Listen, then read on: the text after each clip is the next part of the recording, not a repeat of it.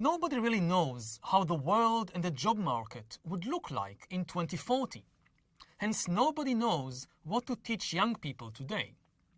Consequently, it is likely that much of what you currently learn at school will be irrelevant by the time you're 40. So what should you focus on? My best advice is to focus on developing your mental balance and your emotional intelligence. Traditionally, life has been divided into two main parts: a period of learning followed by a period of working. In the first part of your life, you built a stable identity and acquired personal and professional skills. In the second part of life, you relied on your identity and skills to navigate the world, earn a living, and contribute to society. But by 2040, this traditional model will become obsolete. And the only way for humans to stay in the game will be to keep learning throughout their lives and to reinvent themselves again and again, even at the age of 50. Yet change is usually stressful.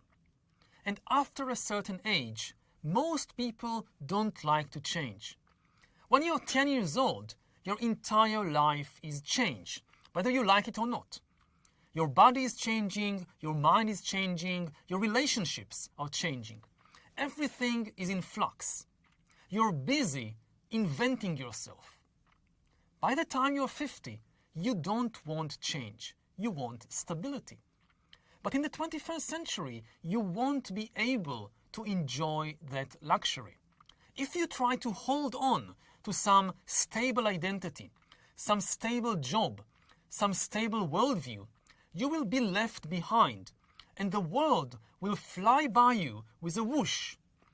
So people will need to be extremely resilient and mentally balanced to sail through this never-ending storm and to deal with very high levels of stress.